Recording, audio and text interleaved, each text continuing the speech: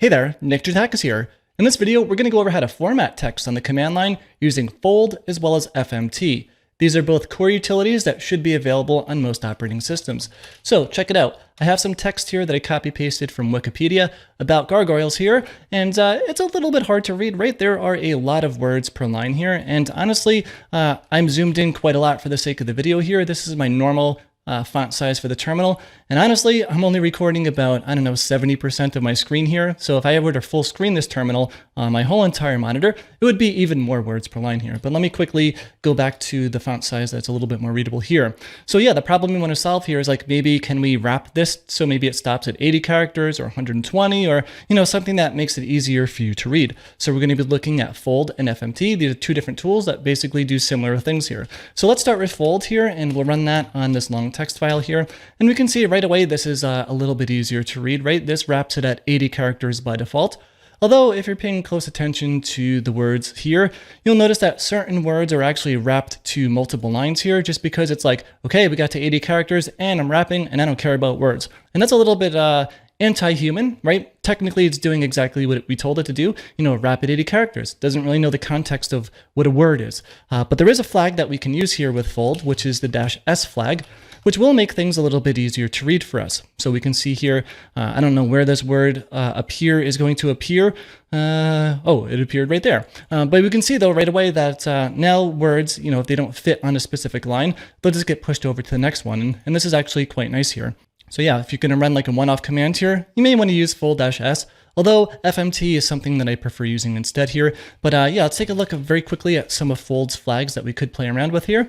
One of them is, the spaces flag that we just played with. Another one is if we want to use a custom width instead of 80, we can supply -w and the number. There's even a shortcut to do that too. For example, if we do -w 120 here on long text, we can see now it's 120 characters. And again, I didn't use the S flag here, so it's a little bit, split up with words, but now it's a little bit easier to read with the customized there. But we can also do just -120, or maybe you want to make it like a newspaper or something where it's 40 characters long. You can totally do that if you like. I kind of prefer this syntax here because it's, a little bit shorter. It's not bad just putting in the number there, and that's basically it. Now, there's another tool that we can use called FMT, which is sort of similar-ish. Like for example, if I do FMT on this long text, we're going to get, I think it's 75 characters by default, depending on which version of FMT that you have. So this is one big distinction between FMT and format, or fold. I don't know why I keep calling it format, even though this one is called FMT. But yeah, the fold command, that is POSIX compliant. So it should work the same on, our FreeBSD. So if you're on macOS, should work the same on most distros of Linux as well. But FMT is quite a bit different on both. So if you're writing a script where maximum compatibility is really important, then maybe you can reach for using fold.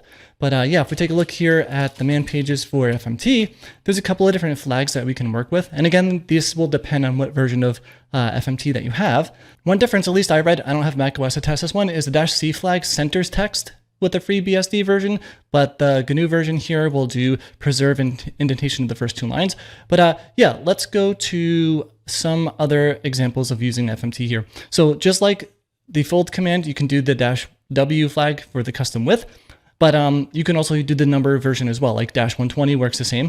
There's also this idea of a goal where the goal width would be 93% of your width by default. So even if you were to wrap this like we just did here, and it's going to be 75 characters by default, you may actually find that it's a little bit less than that, because whatever 93% of 75 would be, I guess, would be the answer to that one. So let's pop open some calculator here. And what do we say? 75 times 0.93. That is going to be about 70 characters, assuming this thing is going to round up there. So yeah, it's little numbers that you can kind of tweak if you'd like. But one cool little feature about FMT that I find is pretty nice.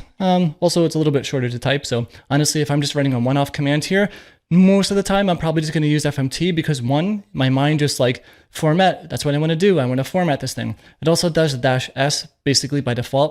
So it's not just going to split on in the middle of the word. I kind of like that. And honestly, I don't really mind that it's like 75 characters instead of 80 for a one-off command. So yeah, again, put those things together. I'm probably going to use FMT for a one-off, but fold for maybe a script that needs to be compliant across most distros here. But there is a neat feature of FMT that exists as well. So for example, let's say that you've got this sentence here that has a whole bunch of spaces here, and here, and maybe over here. So now if we were to run FMT on that, we're going to see exactly what we did, right? We have all these different spaces here, here, and wherever else I put that there. Over here. So we can make this a little bit nicer by running the -u flag, which is going to uniform our spaces. So it's basically squishing down all adjacent spaces. This is what we had before, but now it's whatever, just one space, one space, one space where it needs to be, which is kind of nice. So if you have a really poorly formatted text file, maybe this could be pretty useful to clean it up. Now, there is one interesting thing here. And by the way, I should have mentioned that this is the version of FMT that I'm using. So, again, these might work slightly different depending on what version that you have.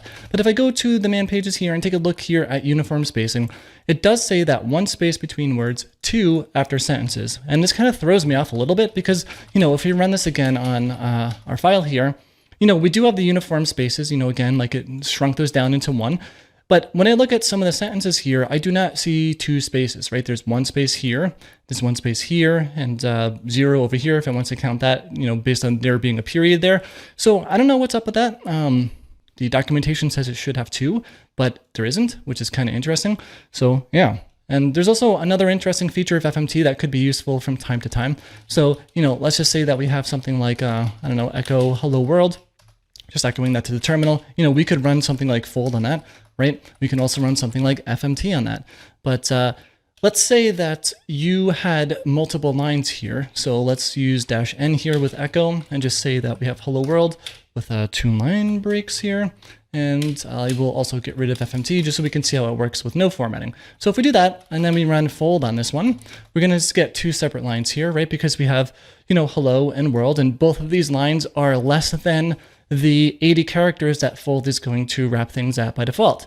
However, if we use FMT on this one, it's actually going to pull up that line here and basically go through all lines that are shorter than the 75 for FMT by default, right? Could also choose to do 80 like this.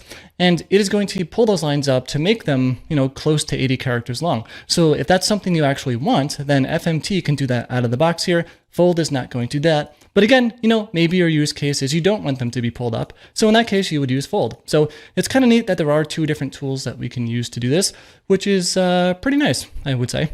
Again, probably going to be using FMT just for one-offs, probably going to be using fold in scripts that need compatibility. And if you need a specific feature from FMT, of course, you can use that. But there is one little neat takeaway here too. And that is more just along the lines of kind of just dealing with the Unix philosophy here, right? So we have this one text file here, and let's make it uniform and nice.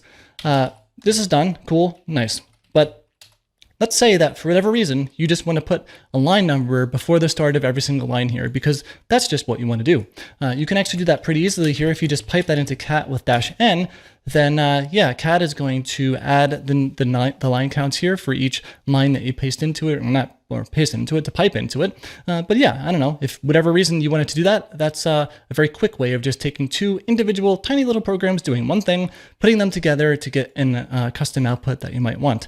So that's really going to be it for the sake of this video. If you liked it, please give it a thumbs up. It really does help a lot.